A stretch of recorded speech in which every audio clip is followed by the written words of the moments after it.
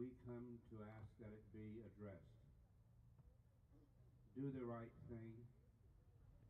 Make sure that all of us receive the full measure of equality. One of the things that I learned as a person serving a 12-year sentence on the Board of Regents of the University of California was that indeed discrimination was occurring. People of Asian descent were marginalized. Their kids were told, go to school, work hard, study, and good things will happen. University of California, on which I was serving as a regent, was making a lie of that. Different standards for kids on the basis of their skin color and where their granddaddy happened to have been born. That was occurring. A point system by Berkeley was being used. I could do no less than say, this is wrong. Stop it.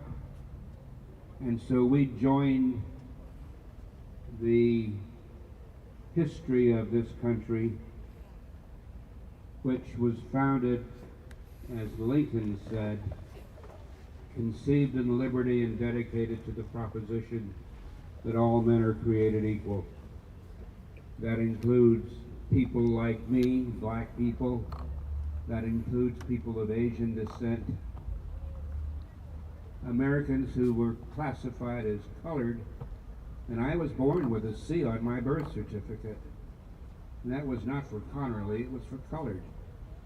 We had to fight to get that C acknowledged as a full American. And what is happening today is that your citizens, members of the court, are here to ask you to correct the mistake that you made.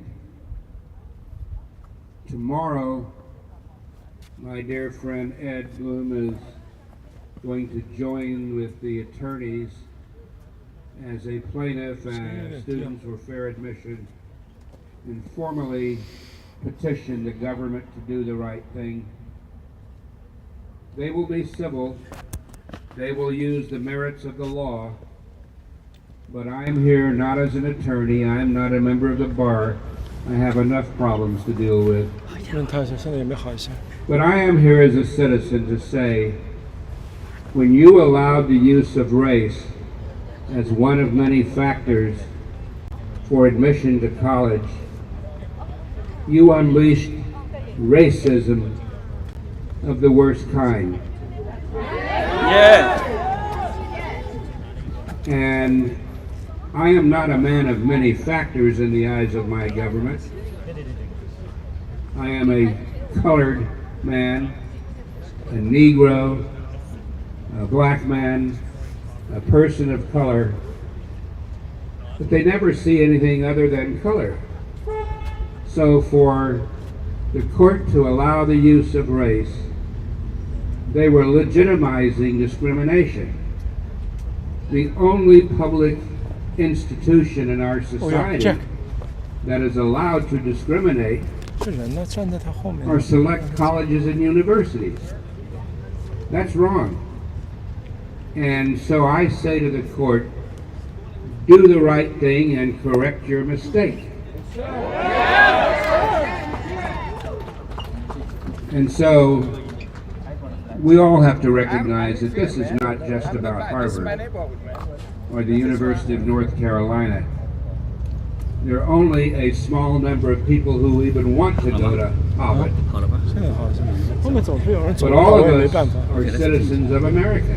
And this is about how we interact with each other, how we work with each other, how we lock arms to make this country a better country and to fulfill the promise of America. Dr. King had a dream. I have a nightmare that if we don't get this right, if we don't get it right, diversity and equity and inclusion will be the death of the country that we love and that we know. So we're asking the court to fulfill once and for all, Yep. Got the promise of affirmative we action hold case these tomorrow. truths to be self-evident, that all men are created equal, that they are endowed by their Creator with I got certain 3 uncles that work for unalienable NASA. rights. Nope. In Webster, No, that means you one works can't in take that Cleveland. away from us. One's in That among these are life, and the other one was in where was it? liberty, He's at Cocoa and the Beach. pursuit of happiness. Haverhill. That's all we ask. That's all we ask. We're not asking for a Yeah. holiday as you gave Dr. King. Just give us our rights. Thank you. Thank you, Ward. Thank you. It's fun now.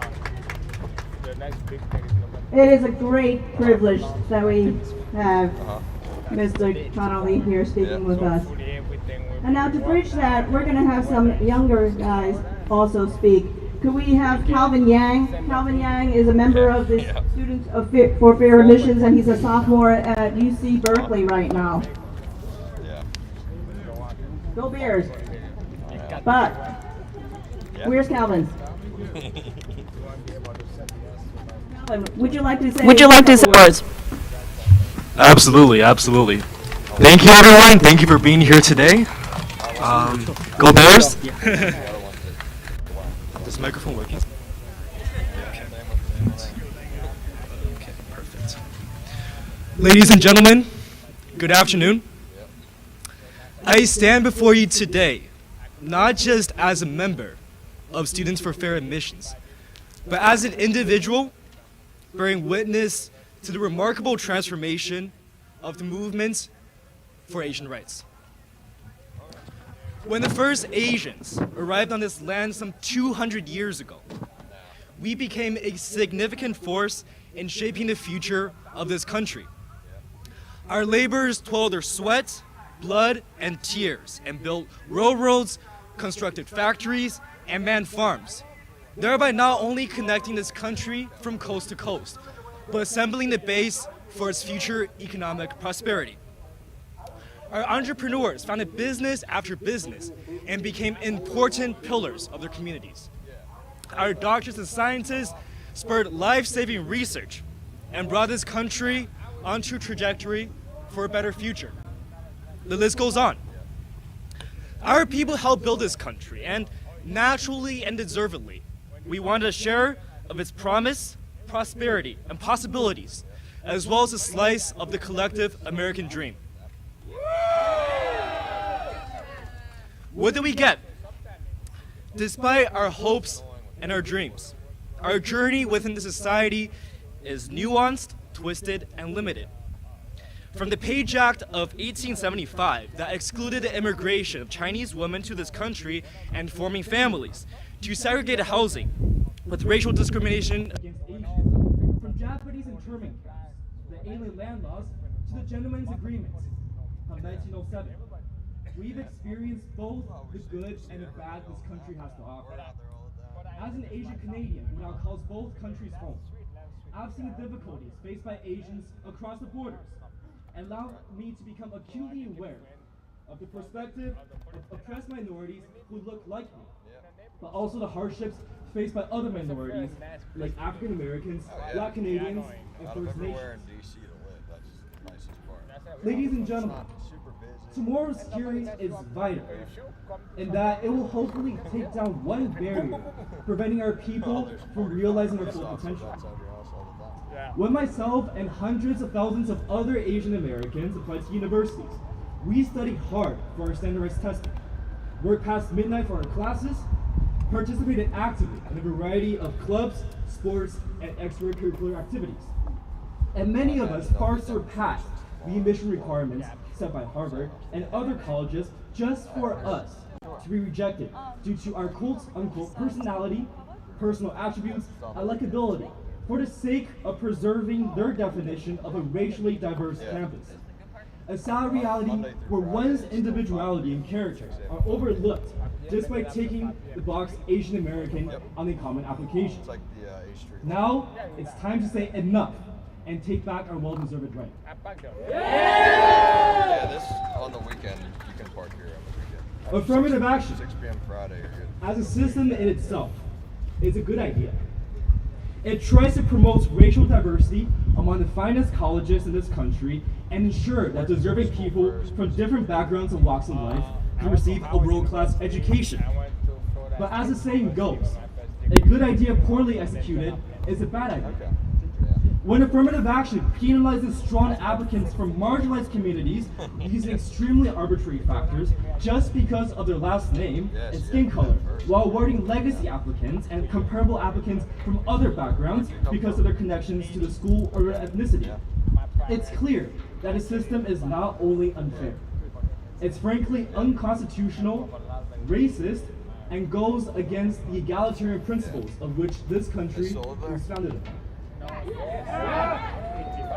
Diversity, as important as it is, cannot come at the expense of Asian Americans.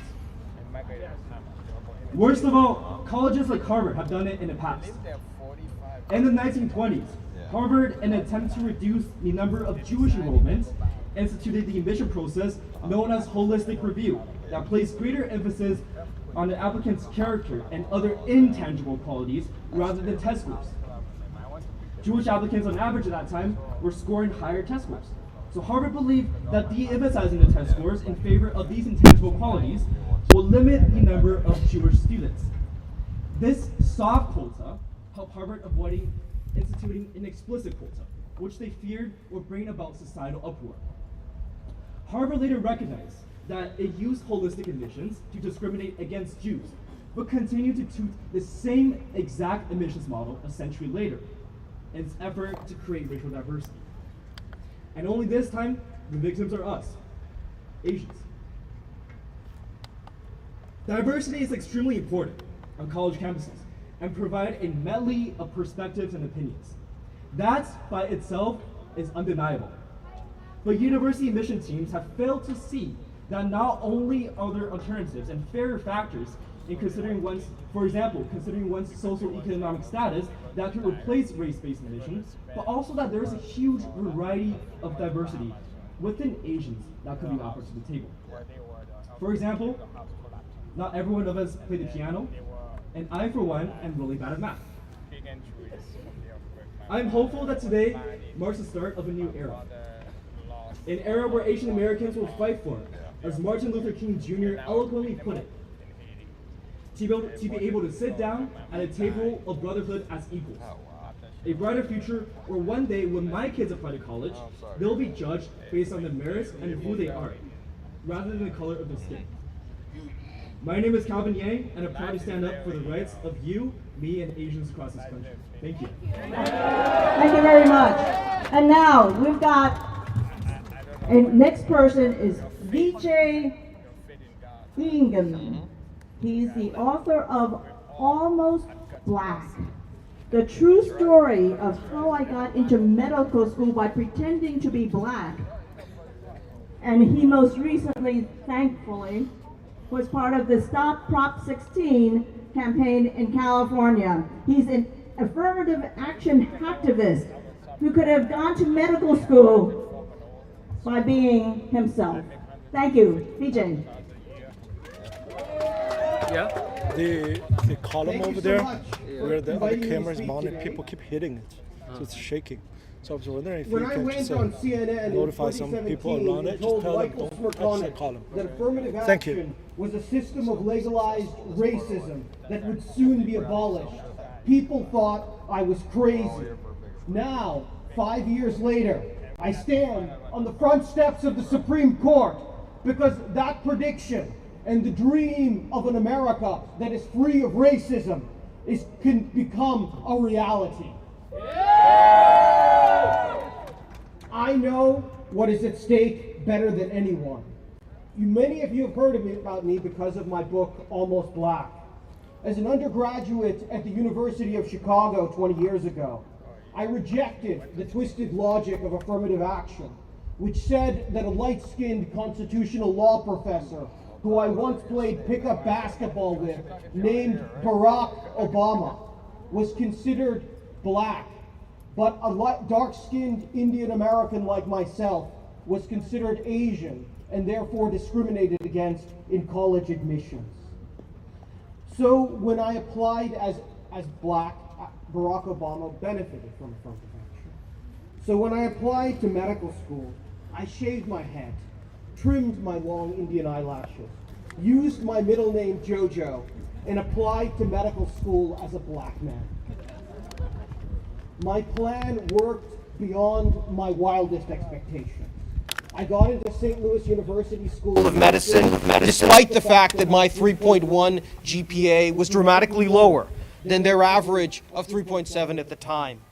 I am living proof of the racism and hypocrisy of schools such as Harvard and UNC that discriminate against Asian Americans and white people.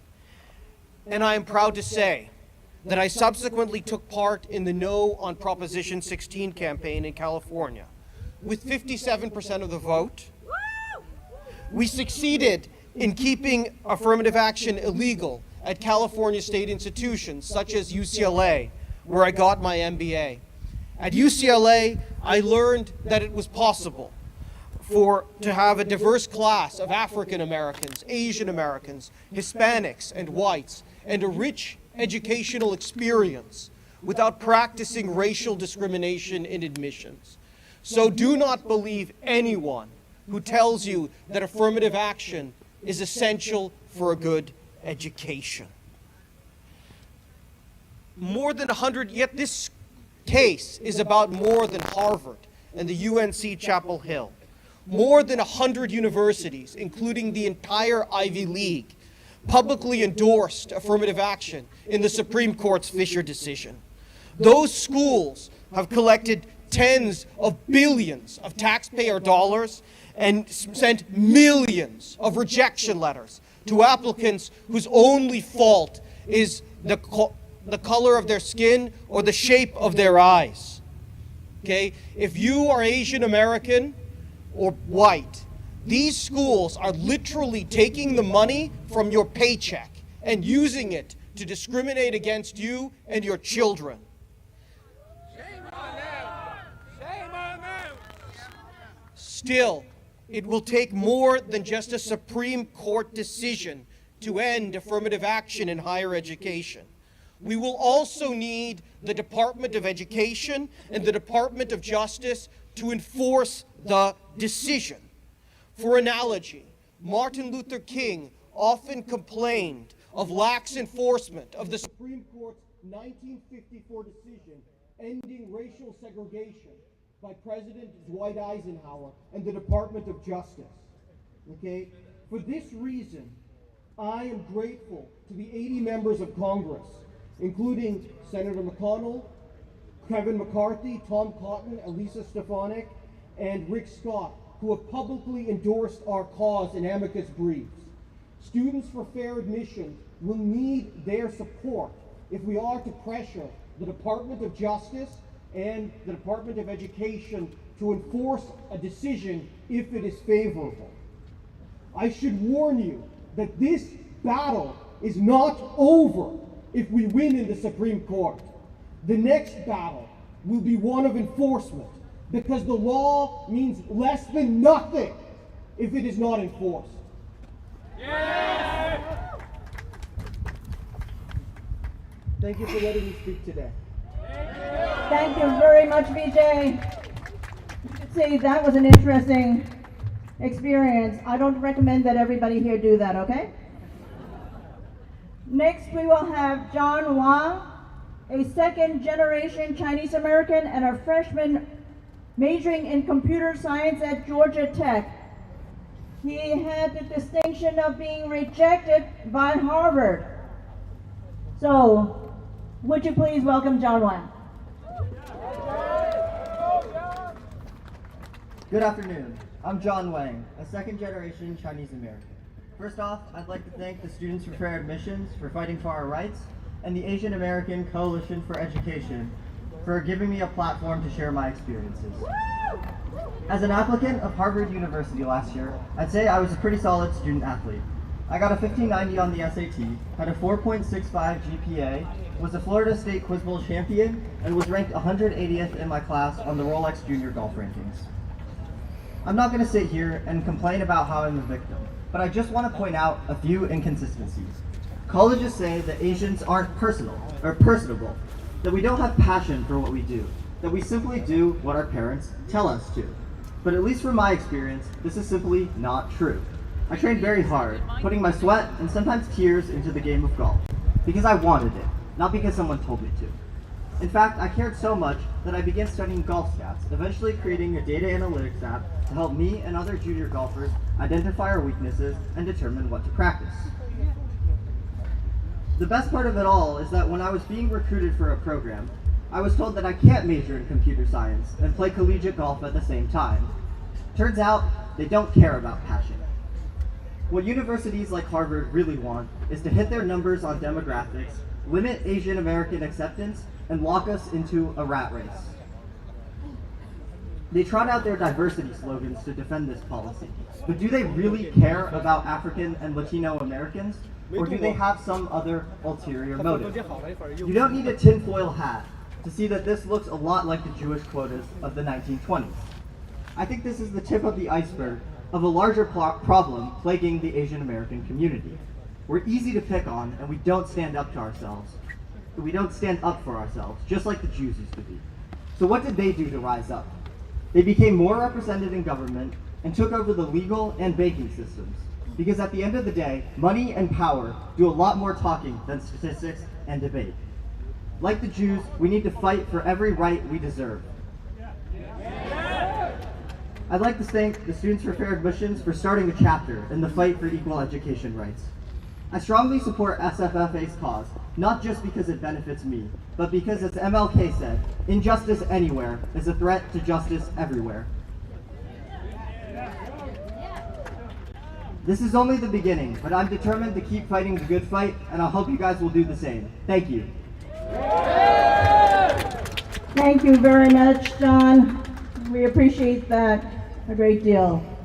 Our next speaker, before I introduce the next speaker, let me just tell you that after that we're going to have a whole bunch of students talk about their dreams and hopes. If they could just gather so that they'll be ready to come on very quickly one and another after behind me, that'll be great. So our next speaker is Kenny Xu, who is the president of Color Us United, and he authored An Inconvenient Minority, which is the definitive account about how Asian Americans inconvenience the left's narrative of racism, and why Harvard discriminates against them. Please welcome Kenny Xu.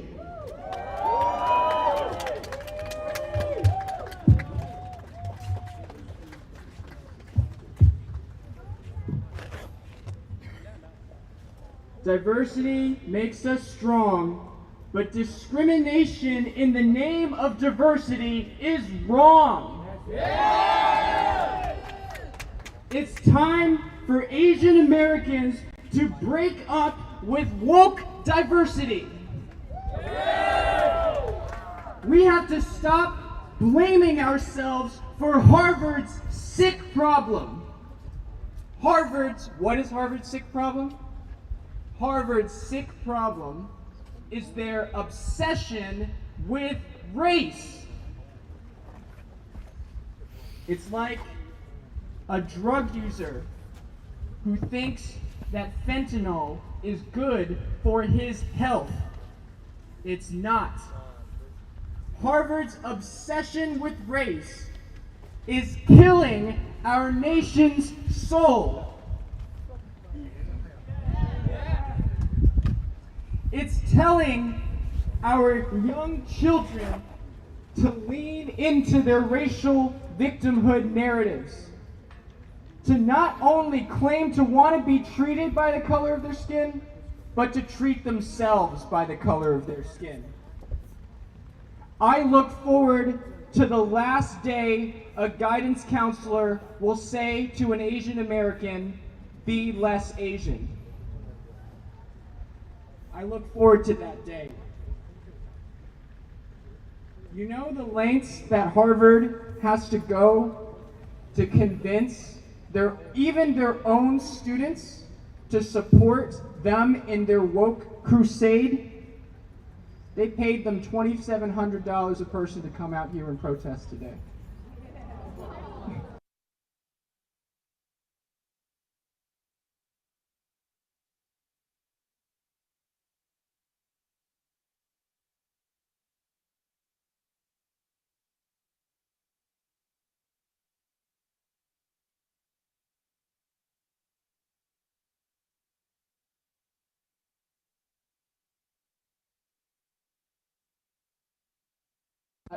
with no personality, saying they have low personality scores, even though Asians have the highest scores on alumni interviews, teacher recommendations, and guidance counselor recommendations.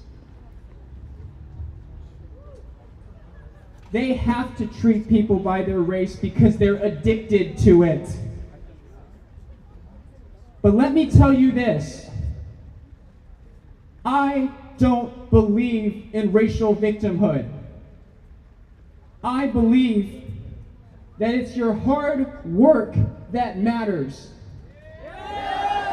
And that's the sense of justice that we should be teaching our young people today. That is the precedent the Supreme Court has a chance to make right now, this year, that it's not the color of your skin that matters, but it's the content of your character that matters.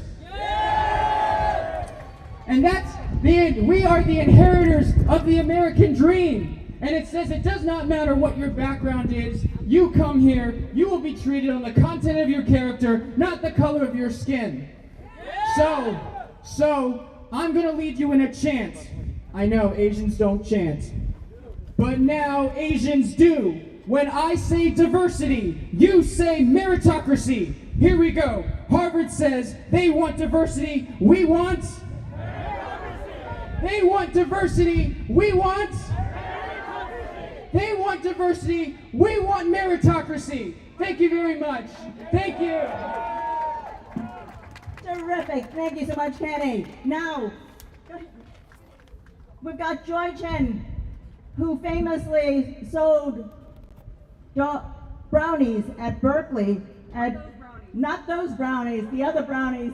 These are brownies at different prices for people of different races. So you paid 50 cents if you were black, you paid $1 if you were white, and I think it was $1.50 if you were Asians. And 25% off if you're a woman.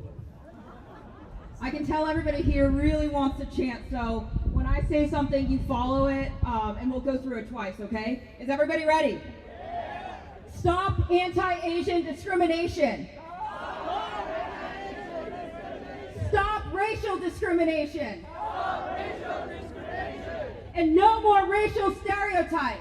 No more racial stereotypes. One more time, let's go. Stop anti-Asian discrimination. Stop anti-Asian discrimination. Stop racial discrimination. Stop racial discrimination. No more racial stereotypes. No more racial stereotypes. Let's go. Thank you, Joy. And now, we could not be here this day in front of the Supreme Court without a person of a tremendous integrity and merit himself. The dedication to a principle, to a cause of equal rights for students of any race. Edward Blum. Oh, we're going to have, before that, we want to have a little bit of the American dream. Why we are going to have such young children here. That is the future of America. It is part of why we are here. We want to say that we don't apologize for studying. We believe that merit is good. And don't tell me that Asian kids just listen to their parents. All the parents here know that's not so true. But we love them, and let's welcome the children who are going to speak to you. Yin, so we'll introduce them. All right, okay.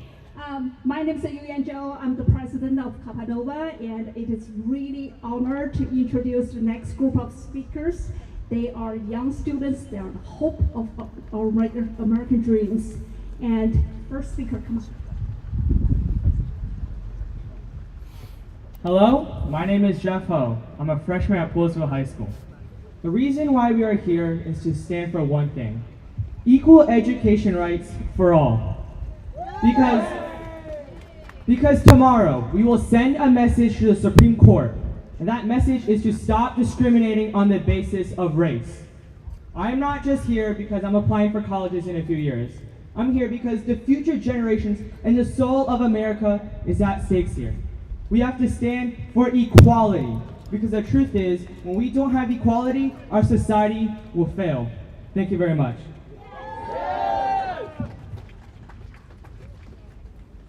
Hello, my name is William Tian, and I go to Cooper Middle School.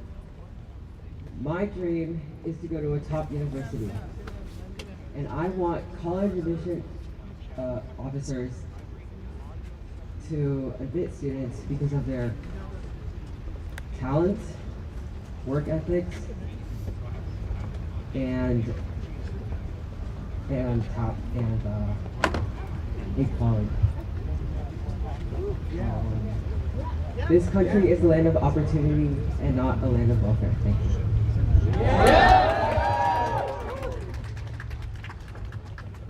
Hello, my name is Cathy and I come from Princeton Charter School.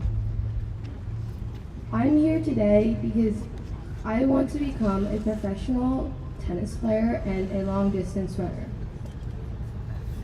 In the future, I hope to be chosen for my ability, but not my race. Thank you.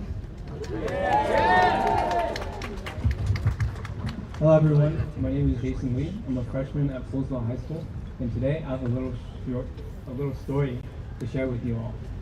So in my elementary school, we had a GT, or Gifted and Talented program, and in that program, we have a test to take. I got a 148 on the test, and I was denied. However, my non-Asian American friends got 130s and high 120s, and they got accepted, which is just based on the race. So today I am here to promote equal education and eliminate affirmative action. Thank you. Thank you, everyone. As you can tell, actually most of them are first-time speakers, in front of such great crowd. And I just want everybody, give them a round of applause. This is courage. Thank you. Thank you very much, kids. That's the future of America, folks, of every different color. So now, it's my real honor to invite Mr. Edward Bloom to the podium. Really, I had started to introduce him before, but he deserves 2 introductions, maybe a couple of more. He is the founder and president of Students for Fair Admissions, which was formed to file the lawsuits both against Harvard as well as University of North Carolina. Without him, without his vision, without his integrity and his mind, his very principled mind to try to fight for the right for all of our kids to be judged by their abilities, by their own individual merit, where would we be? So we want to stand very firmly, gratefully to Mr. Edward Bloom.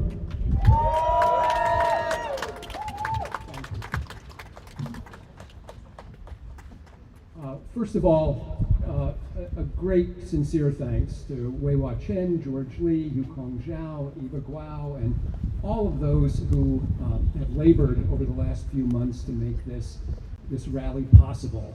I see a lot of familiar faces who were in Boston during the 2018 trial, and I appreciate all of you from as far away as California, coming down from New England, a few from Florida. Thank you for coming. After 8 years of litigation, tomorrow the U.S. Supreme Court will hear arguments in 2 cases, Students for Fair Admissions versus Harvard and Students for Fair Admissions versus North Carolina. These cases challenge the constitutionality of using race and ethnicity as a factor in college admissions. If the Supreme Court forbids the use of race and ethnicity in college admissions, as it should, the opinion may begin the restoration of our nation's constitutional colorblind legal covenant. Both of these cases are legally and factually straightforward. The common element in each lawsuit is the claim that both schools racially gerrymander their admitted freshman class by illegally raising the bar for certain racial and ethnic groups while lowering the bar for others. SFFA asserts that these practices are outside of the narrow bounds the current law allows for using race and ethnicity in college admissions. But more importantly, and moreover, Students for Fair Admissions has asked the court to overturn Grutter versus Hollinger. Thank you. A Supreme Court case that currently permits institutions of higher education to use race as a factor in admissions. In the Harvard case, SFFA revealed that the college is penalizing Asian American applicants in favor of whites, blacks, and Hispanics. They are engaging in racial balancing, overemphasizing race, and rejecting workable race-neutral alternatives to achieve the diversity that they seek. As many have pointed out before, although Asian American applicants to Harvard ranked above other racial and ethnic groups on objective measures like test scores and grades, the admissions staff gives them demerits on subjective measures of personality, such as lacking in leadership and confidence, and judging them as less likable and kind. Harvard has a long and ugly history of discriminating against high-achieving minorities. As many historians have detailed years ago, Harvard's leadership believed it had too many Jews on campus because almost a quarter of incoming freshmen were Jewish. Thus, holistic admissions were concocted to limit the number of Jews admitted. In our lawsuit against the University of North Carolina, we exposed that the university is violating the Equal Protection Clause of the 14th Amendment and our Civil Rights Act by rejecting all reasonable race-neutral alternatives, even though those alternatives might provide greater racial diversity than the current use of race and ethnic preferences. While Harvard and UNC have breached the current strict legal boundaries that permit racial classifications and preferences in college admissions, the legal opinion from 2003 in the Grutter decision was wrong the day it was decided. It was wrong the day it was decided. It is a moral failure that our most competitive universities place high schoolers, like the kids we have just heard from, on racial registers and tell the world that their skin color affects what they think and what they know, and what they like and what they don't like. Elite universities like Harvard and UNC are diminishing rather than growing the power and the profundity of American individualism. As individual Americans, we are all minorities. I'm going to say it again. As individual Americans, we are all minorities. Since racial and ethnic preferences were introduced in the 1970s, they have been divisive. They stigmatize recipients, punish better qualified individuals, and pit one another against each other. Unsurprisingly, ending the consideration of race and ethnicity in college admissions is not a controversial goal. Let me say that again. This is not a controversial goal.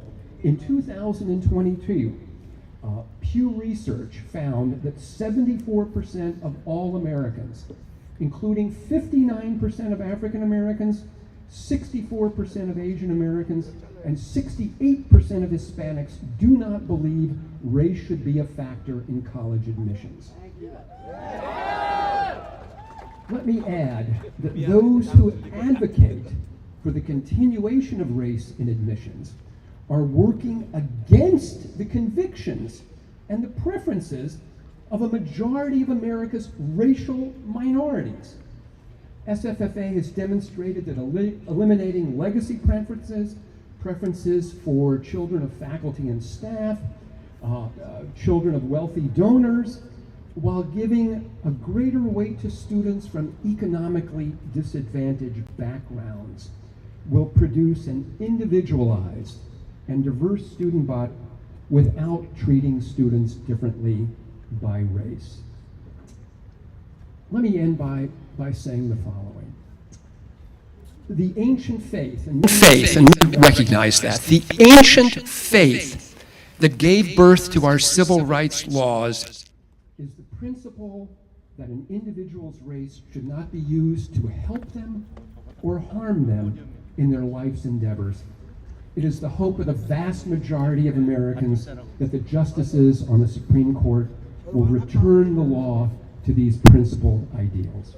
Thank you, everyone, for coming. Thank you, Edward Blum. Equal rights for all. Hello, everyone. I would like you all to repeat after me. Stop racial discrimination. Stop racial discrimination.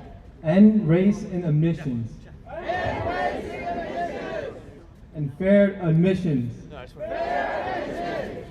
Say it again.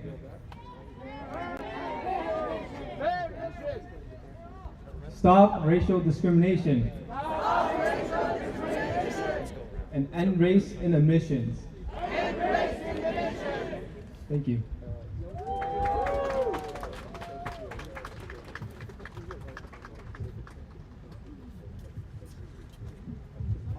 Thank you very much, kids. Now, I want you to know that we have broad support from political leaders, too. It's not just us over here, but we also have some politicians. Some of them cannot come today, and some of the statements will be read by some other people. But what we want to do is mention that the Lieutenant Governor of Virginia, Winsome Sear, who herself was the first woman lieutenant governor of also Jamaican descent, as well as lieutenant governor of North Carolina. There will be a statement here from the Lieutenant Governor Mark Robinson, who the two of them jointly put together a amicus brief.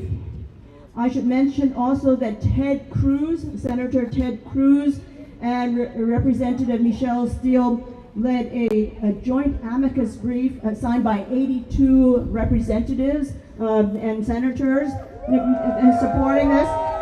We have national support for it. This is exactly what Mr. Bloom was saying. People don't like it when we are divisive and judging people by their skin color. Skin color is sort of irrelevant to the importance of a person, folks. So now I would like to have Mr. Brian Levici come up, please, to represent Lieutenant Governor Robinson of North Carolina. And I should also mention here that he is the Chief of Staff and General Counsel to the Lieutenant Governor. Please. Thank you. Good afternoon.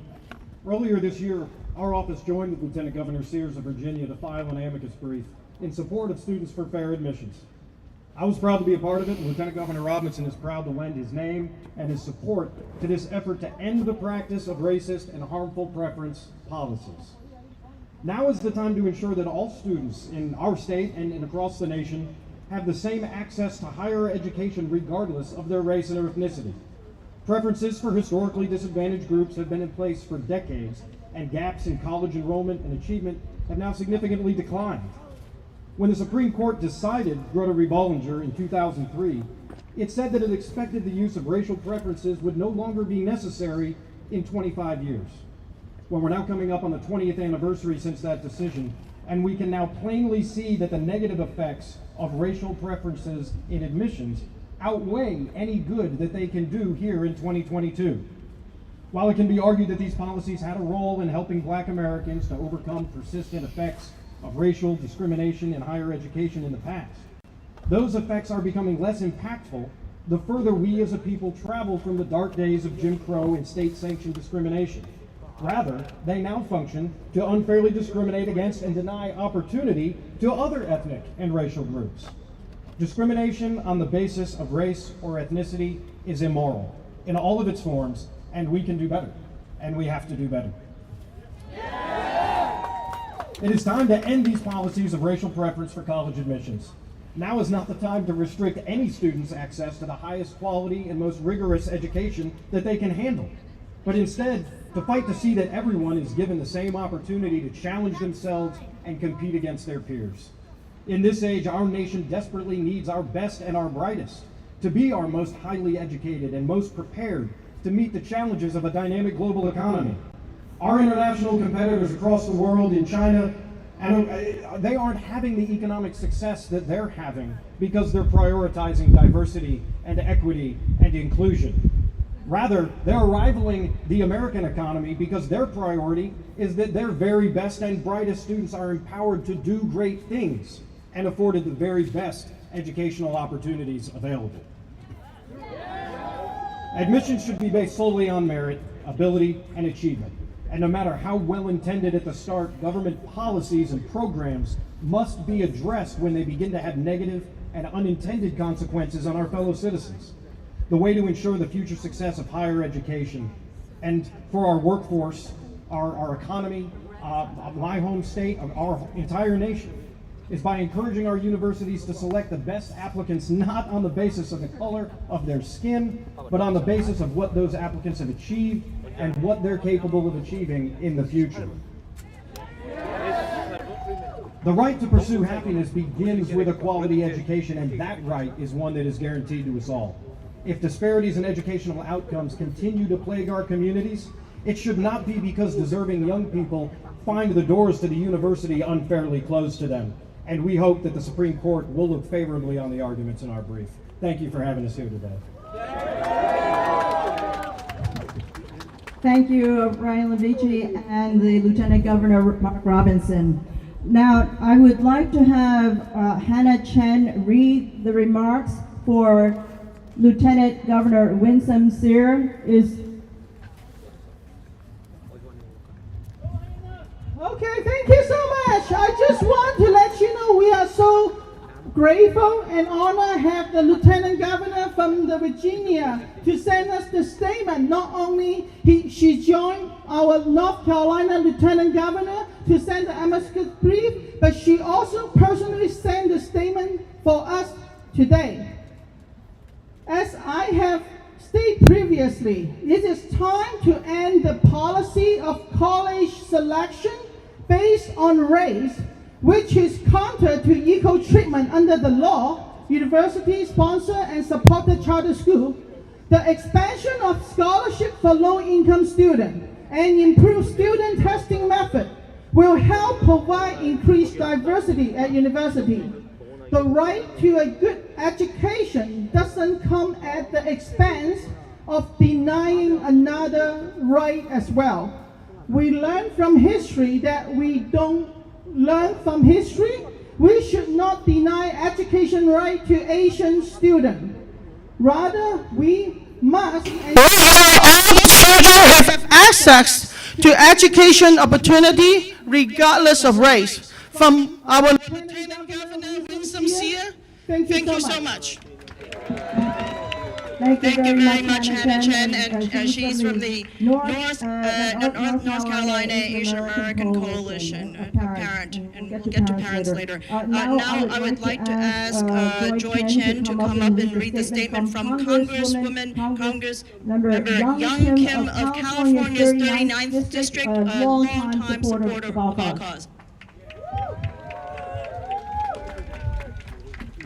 From Representative Young Kim.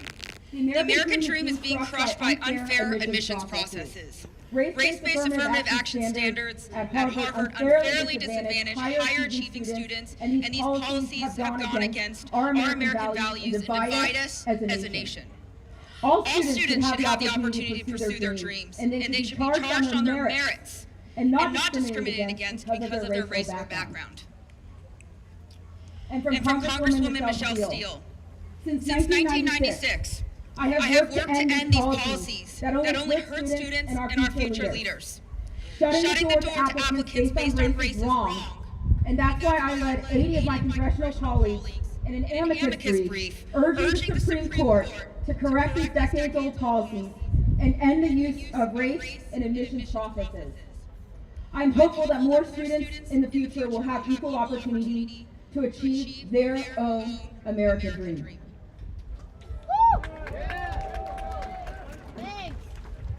Thank you very much, Joy. I will just recognize that Jeff Wang, is he here? Maybe you want to just briefly, do you have? Okay. That was also from, that was Jeff Wang, who was the co-founder and board member of the AACE, whose child was part of the civil rights complaint against the Ivy League, so I want to thank him too. Okay, so thank you. Now, I want to say that our fight for education rights against discrimination is actually very, very broad.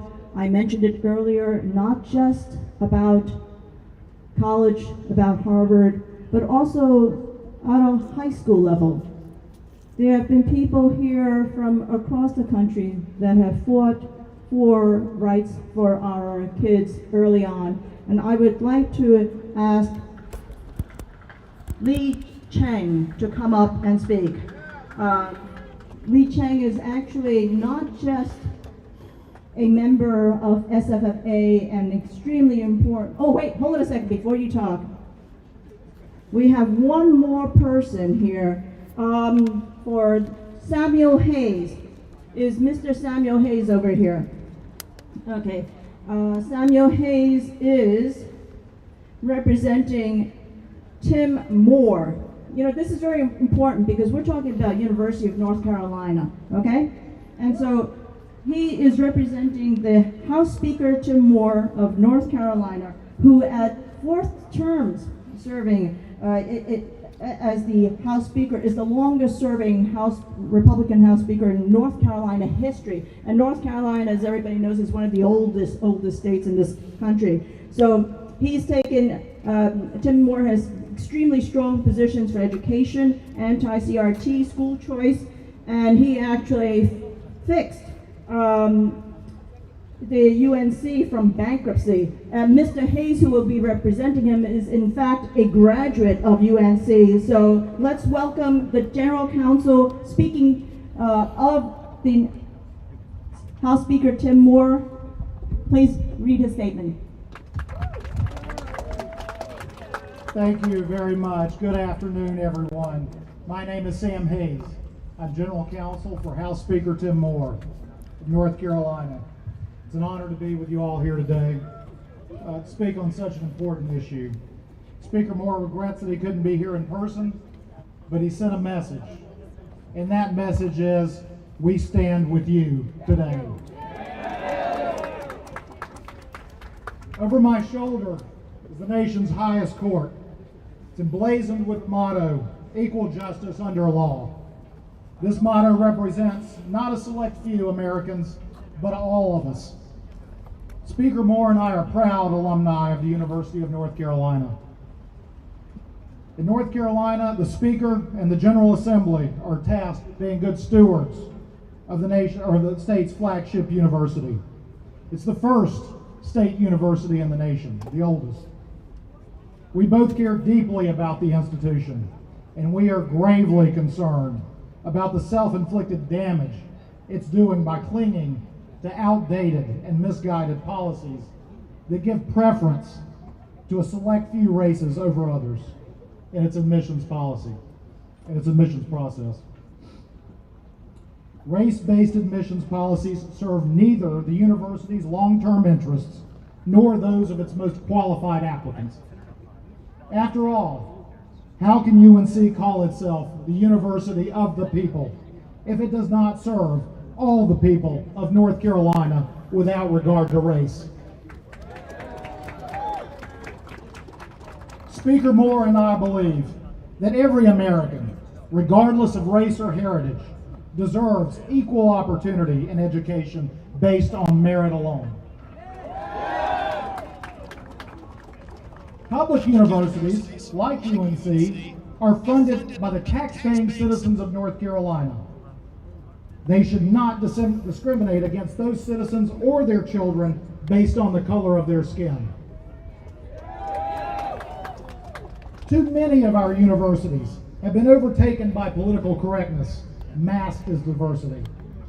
If universities like UNC are sincere about pursuing diversity, they should start with addressing the liberal echo chambers that have defined political discourse in their classrooms.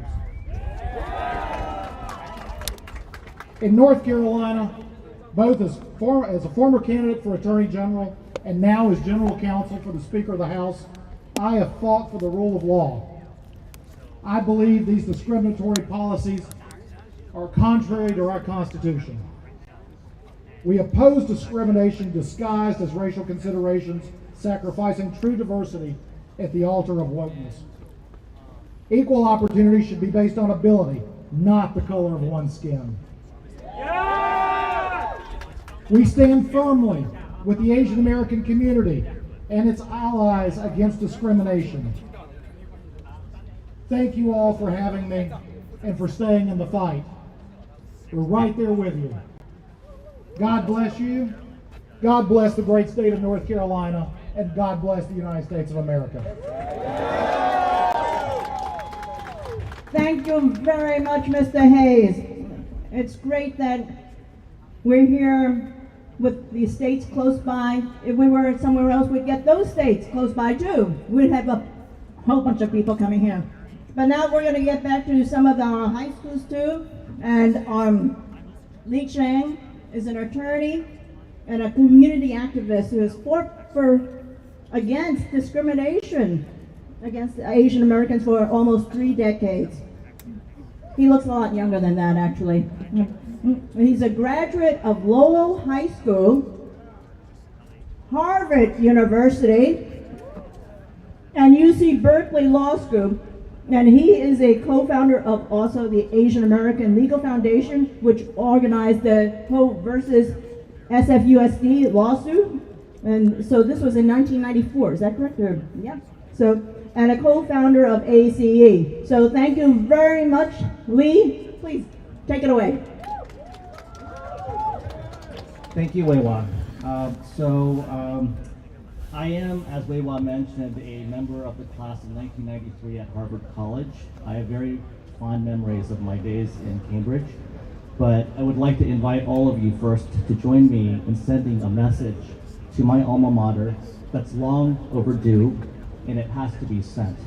So please raise your voices. Shame, Harvard. Shame. Stop discriminating. Stop discriminating! Thank you. I hope that the spirit of Veritas, which is truth, which is Harvard's motto, will hear us and it will prevail. So I wanted to also thank UConn and AACE as a whole for organizing this historic rally in this historic space and to allow me the great honor of sharing some of my thoughts and experiences with all of you. My path to this day started actually in the mid-1980s. I was a little bit younger then. I didn't have two kids applying to college as I do now, but I was applying myself to Lowell High School in San Francisco, which, as some of you may have heard, is a merit admissions-based historically school that's been around for over 160 years. So Lowell historically has admitted based upon test scores and grades on academic merit. But imagine my great surprise when, as a kid who had learned English as a second language with immigrant parents, I found out during my admissions process that if you were specifically Chinese, of Chinese descent, you had to get a much, much higher grade and test score than kids of any other ethnic group, including whites and Japanese and Koreans. And this was being publicly praised and touted by the San Francisco Unified School District as something very progressive and good. After taking some basic history classes and civics classes, that just didn't make any sense to me at all. I was a 14-year-old kid, and it was very, very painful to hear that some people had to work harder because of their ethnic origin or background in a land where everybody was supposed to be equal under the law. So I was very fortunate. I got into Lowell, but I didn't forget what happened. I didn't forget the fact that the kids who were most deeply impacted and negatively impacted were the children of the seamstresses and the waiters and the new immigrants in Chinatown who didn't have the ability to jump the higher hurdles. They could have gotten in had they been of any other ethnic group, including, surprisingly, other Asian groups. And this system of racial caps and quotas, with a focus on race for allocating societal resources and benefits, made no sense to me then. It made no sense to me then. I couldn't do anything about it. And until after I graduated from college and we organized a whole lawsuit. So the lesson that we learned then was that a relatively small number of people who are motivated and principled can make a big difference. In 2000, the school district capitulated and eliminated the quotas.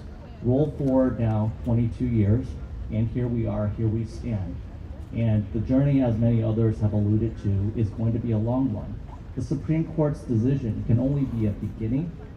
Many years of enforcement will be necessary, but I look forward to working with all of you guys to end discrimination against Asian Americans and all Americans in college admissions and elsewhere. Thank you. Thank you very much, Lee. Without you, we wouldn't be here either. Yeah.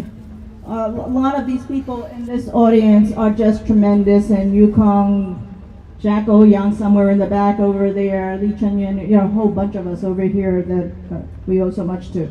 Now I'm going to ask Harry Jackson, who is getting a little bit closer to home over here. He's the first African American to be elected president of TJ PDSA.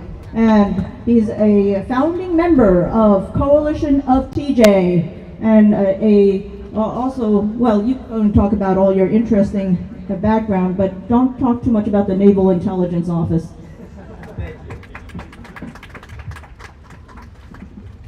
Thank you. It's a privilege, and it's an honor to be your ally in this fight. And this is a nationwide issue. Unfortunately, I do believe that you will be victorious tomorrow. I mean, you will achieve equality under the law. But this fight, unfortunately, is for the K-12 pipeline. And I saw an amazing sign, and it was just so simple. Hey, fix the K-12 system. Don't scapegoat Asians, because that's exactly what they did for admissions policies at Thomas Jefferson High School for Science and Technology, the nation's #1 high school for a few years in a row now.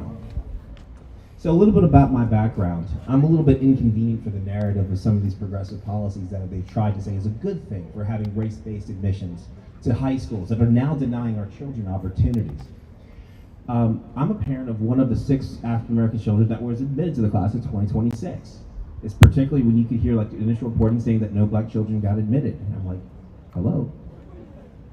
And then what really surprised me, and this is very disturbing, and you can see the video for yourself. If you look at some of the Fairfax County School Board meetings from September 2020 through 2021, it is, I will just say, disgusting. You can actually see them vilifying an entire community by activists. And this threat is very, very real. One of them, Micah Renee Little, is running for delegate in the state of Virginia. She ran the TJ Alumni Action Group that was vilifying the Asian community. This is a very real threat. So, wow, I lost track of what I was about to say. So, I was elected as the, being inconvenient for the narrative when I was elected as president of PTSA, and for most of you familiar with CRT, critical race theory, a divisive concept that is solely focused on race, they didn't want to hear from me, a black man saying, you should not be discriminating against Asians. You want to figure what happened as me as president of PTSA, before I even took office? Our PTSA was placed on probation. That's right. They have the power and the backing of the Virginia PTA, run by Jenna Alexander. The first thing they did before we even took office was put us on probation, threaten away to take all away our assets, which provide mental health services for children. This is very serious. The threat is very, very real. Well, as a parent, I would just say, and as an advocate, you need to stay vigilant. You need to stay involved in the school board. You need to be involved in PTA, in the Virginia and national PTA, which unfortunately. But I'm happy to hear, I'm happy to stand with you in this fight, and we will win, and we will prevail. And I am sure by next year, we'll be here again, fighting for equality under the law, and this time in the K through 12 space. Thank you very much. TJ is a gem for this entire country, so we're glad that we have people fighting for it. Next we have Frank Hsu. Frank Hsu is the president of Californians for Equal Rights Foundation and the co-founder of San Diego Asian Americans for Equality. He served as the statewide finance chair for the No to Prop 16 campaign. That was extremely, extremely important. I want you guys all to remember how important grassroots are. Grassroots is important. This was a campaign that was funded on the opposing side, something like 11 times the amount that the Stop Prop 16 side had. It's really by the efforts of the people who believe that we should not judge people by race, that we were able to succeed, and we need lots of people to do that. Frank, there we go. Thank you, Wei Wa. Thank you for having me. I just like that because I thought here would be chilly or cold, but I came from California. But you make this place as warm, as hot as California. Give yourself a round of applause because you are here. Thank you. I have 2 stories to share with you. And I know a smart, handsome young man. I love him. And when he applied for his dream school, a so-called optional section popped up and asked for an essay about his cultural background, how his cultural background shaped his values. And literally it asked for not from his parents, but from his grandparents or above. And this little young man was frustrated. And I told him, my son, you can just skip this section. It's just a sneaky portion to find your racial background so that they can use that information to judge you. And he spoke back to me. You are too political. My heart is broken. And I know he's too innocent that he could not believe that racial discrimination is still real here in the United States and still real in some universities that he respects. The hurt is real. And it's going, if we allow this to happen anymore, that will destroy our next generations, will destroy our education, and destroy our nation. So that's why we are here, and thank you again for coming. And I want to share with you about the story of the Prop 16.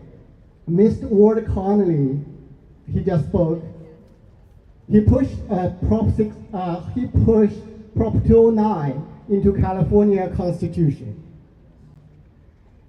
I want to read it to you. Literally, it says, California public agencies cannot discriminate or give preferential treatment to any individual or group on the basis of race, sex, religion, country of origin, on public education, public employment, and public contracting.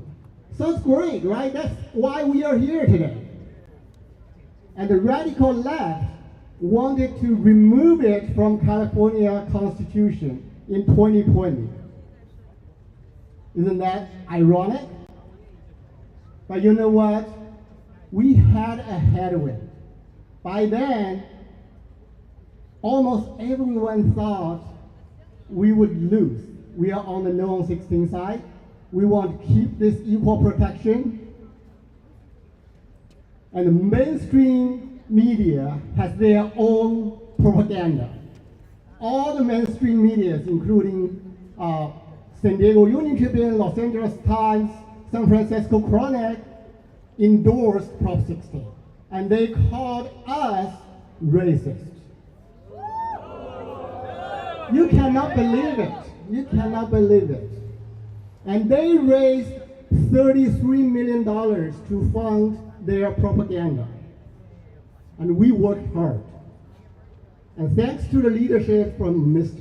Ward Connolly, Gail Heriot, and a lot of Californians, we raised $1.72 million to fund the campaign. All grassroots money.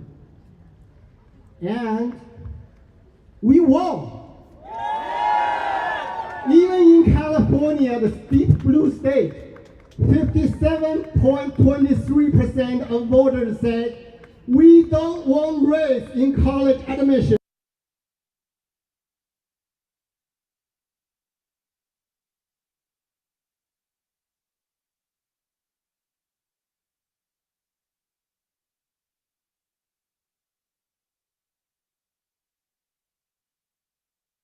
We need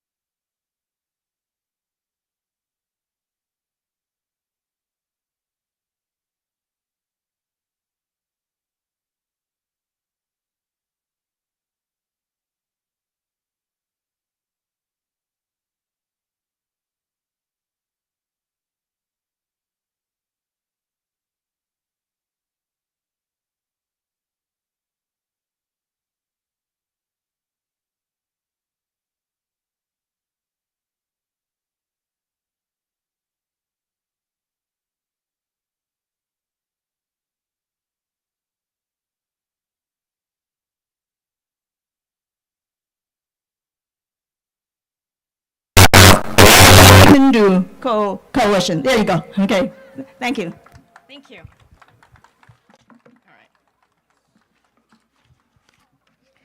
This is a great day. The fact that we are standing at the steps of the greatest court in the land, the fact that tomorrow the Supreme Court will hear arguments to decide whether Harvard and the University of North Carolina can continue to use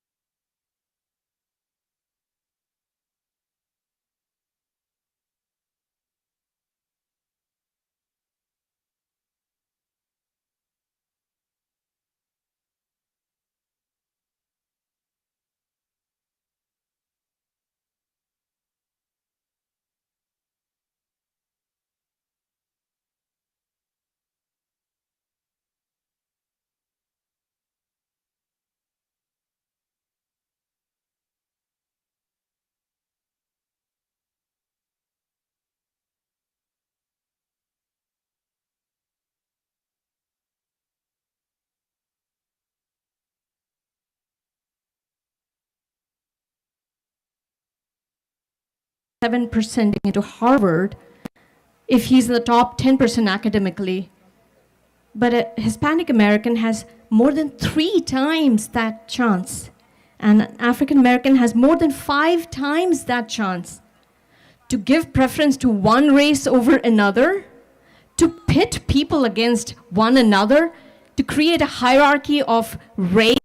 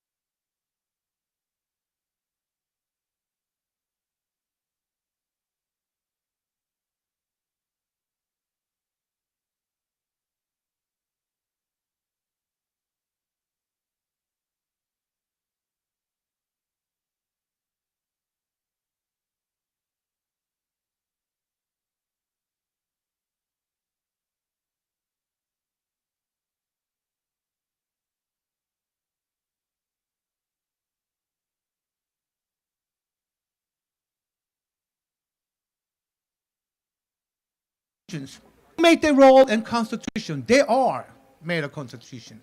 And we are obeying. And we are following the rule. How to live this word. How to benefit this the word in society, my family. Discrimination in school. That result to make all these smart people, genius people, they stop going to higher level of the college and university. Guess what happened? We're not sharing. The education learning is not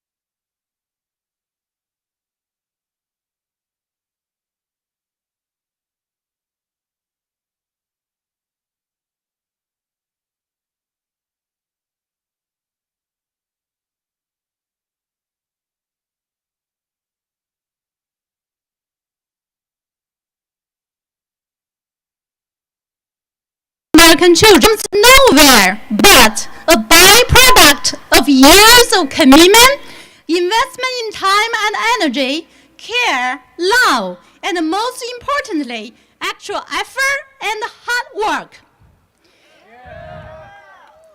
Second, Asian Americans are not a privileged group. We pay for our children's education not with extraordinary wealth, but with extraordinary effort and measures. To save kids' education funds, Asian parents often have to budget educational costs into our finance many years in advance.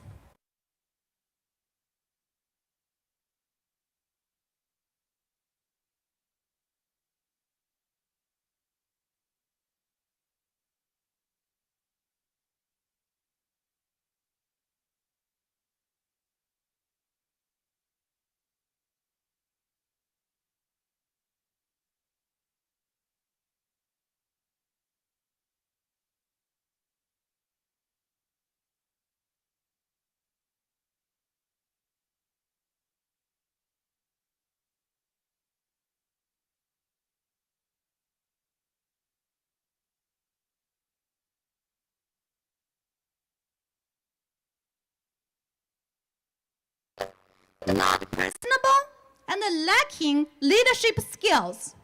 This is simply not true.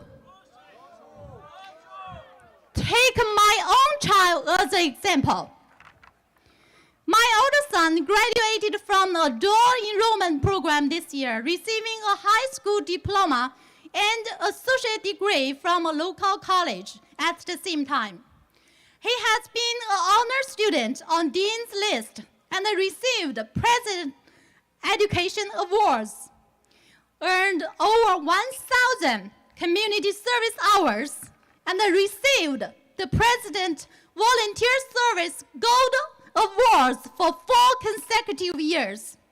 Served as an executive officer at Maryland State 4-H Council and was selected to represent Maryland at the National 4-H Conference in 2021. Although he was an outstanding all-around student, my son was unfortunately rejected by the University of North Carolina at Chapel Hill, while a couple of his schoolmates with a much lower GPA and no extracurricular activities were accepted for no reason except their different skin colors. I would like UNC and Howard to please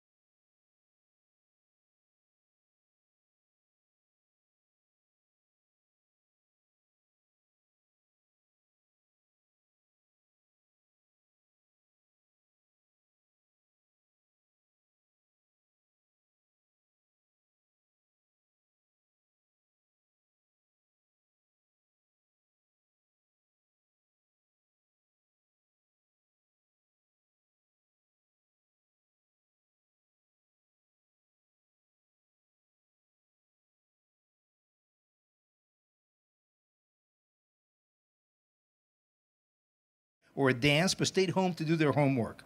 It is wrong for such students to be rejected when they would have been admitted, but for our university's fixation on students' racial identities. Chinese Americans are especially unfairly penalized for their hard work and kept out of top schools such as Harvard and the University of North Carolina, based on admission schemes that Harvard used in the 1920s to keep out Jewish students. But let's look at who else is harmed by racial preferences.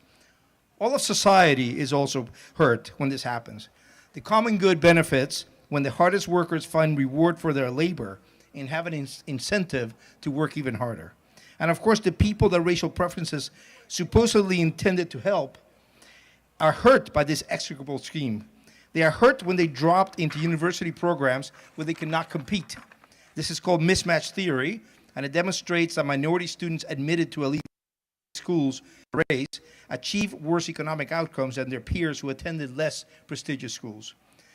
Affirmative action does nothing to solve the problems of why members of some groups may fall behind academically.